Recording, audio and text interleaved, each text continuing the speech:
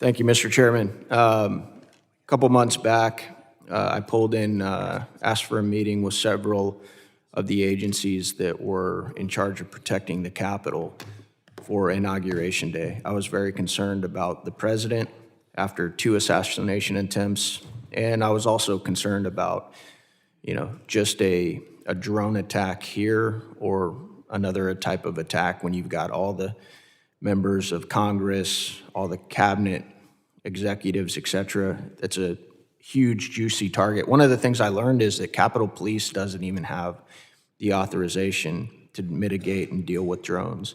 So we introduced a bill. It's H.R. 3334.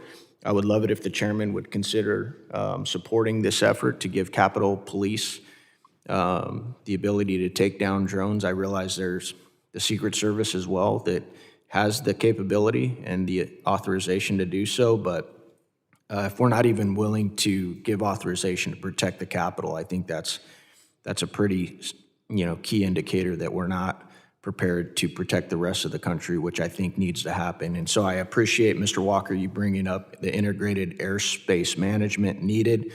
I know you've been beating that drum today, and I definitely appreciate it. Back to Operation Spiderweb that we've talked about a lot today, where the Ukrainians flew drones over 2,000 miles. Some of the reporting says 2,800 miles to attack Russian bombers.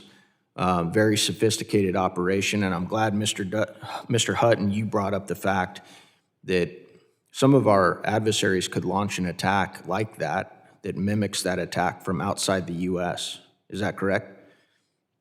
Yes, it is. They could do that from a country or a city like Monterey in Mexico, or Ottawa or Calgary in Canada. Is that correct? That's correct. Have you guys done any assessments on, I talked about the average stadium for the World Cup holding about 7,500 civilians. Have you guys done any analysis on what a drone swarm could do to that many citizens just watching a soccer game? We know from lessons learned in Eastern Europe exactly what would happen. Exactly what would happen. You could put all of them at risk, every one of them.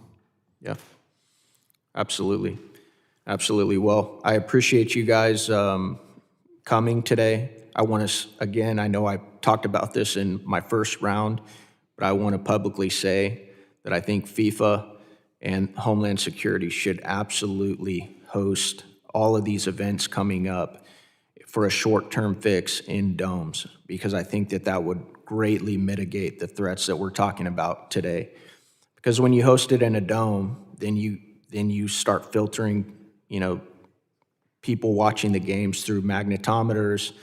There's a whole new level of threats that you have to deal with, but at least mitigate much of the drone capabilities that some of these nation states and bad actors have as far as targeting large populations of people, and we know that terrorist groups love to do that. So I want to make sure it's stated publicly.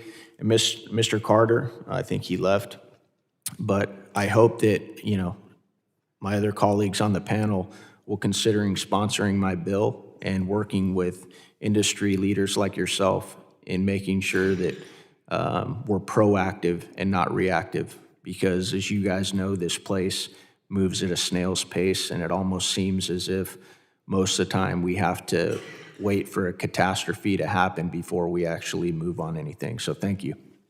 Sir, I applaud the bill that you and Mr. Perry put forward. We wholeheartedly agree that the critical infrastructure here inside the NCR should be protected.